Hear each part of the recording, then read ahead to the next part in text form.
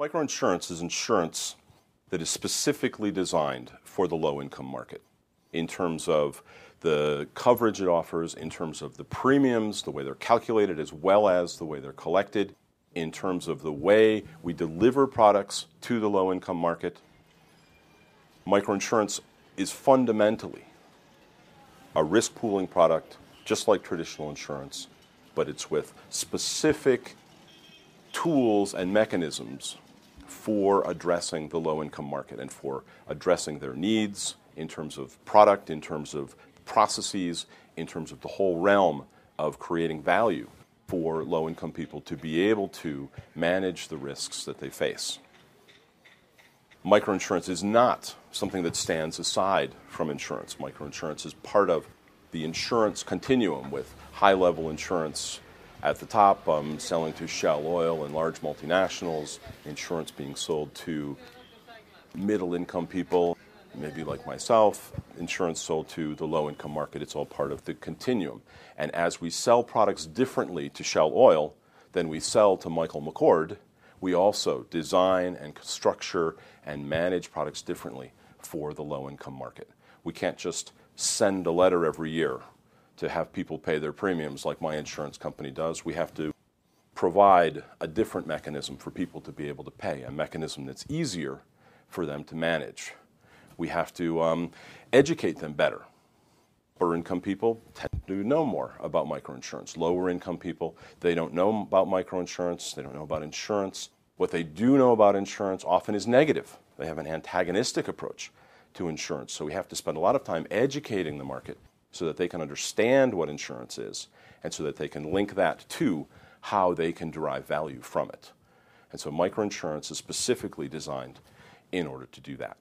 Low-income people are constantly on the edge financially. In my experience in microcredit, offering credit to low-income people, what we saw was that even people who seemed to be moving up and doing better would have a financial crisis. Their child would be in the hospital. Their husband would die. When the child goes into the hospital, the woman has to leave her business. She's not making money. She has to expend a lot of money in the hospital. She has to have money just to get there. I can't tell you the number of times that I've spoken to people who have lost relatives because they didn't have the money to get to the hospital, the $2 or $3 or $5 to pay the fee to see a doctor. That's outrageous to me. Low-income people are always on the threshold of risk. And what we need to do is help provide a mechanism that is effective and valuable for them, that helps them protect against those risks. Low-income people can very easily lose everything. One of the things that we learn in microfinance is that low-income people pay more for everything. If you think about a healthcare crisis, if a woman's child gets sick, she does anything she can to get her child in the hospital, just like I would. And if she's got a cow and she has to sell that cow for half the value, then all of a sudden the cost of hospitalization has increased by the difference. And we see people selling rice paddies in Cambodia, cows in other parts of Asia. We see gold and jewelry sold at discounted prices in West Africa. When people know you need money, they will always take advantage. There is always someone who will pay you something that is deeply discounted so that you can have the money to put your kid in the hospital. Low-income people are abused in this way. They are desperate, and we need mechanisms to help them rationally address these kinds of crises.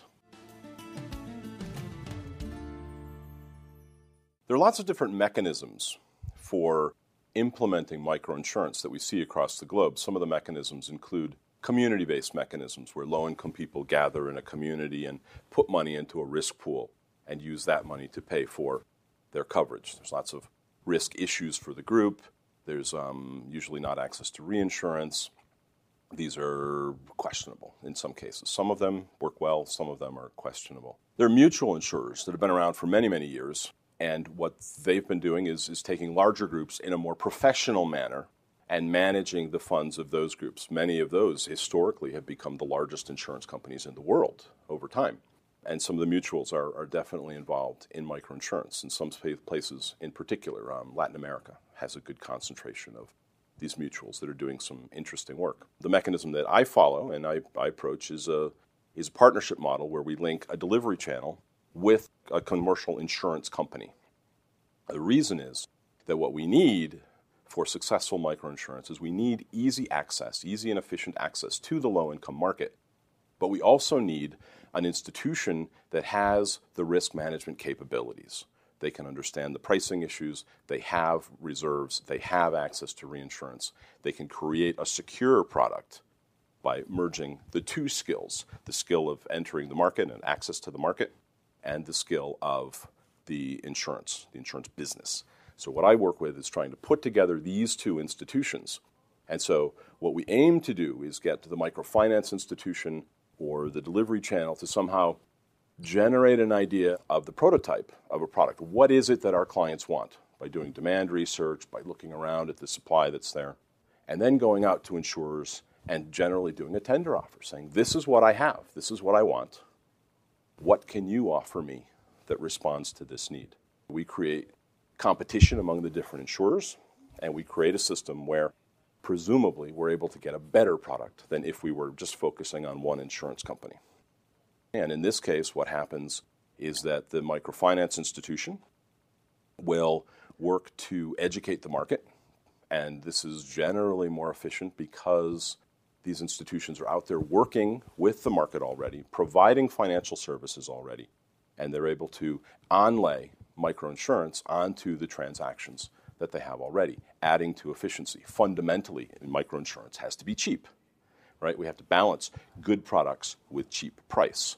In order to do that, we have to increase as much as possible the efficiencies in the delivery and the management of microinsurance.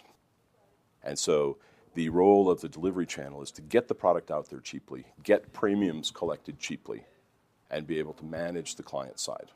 The insurer simply takes on the risk, manages the controls, and manages regulatory and reinsurance issues. And in this way, what we're able to do is combine the two different skill sets.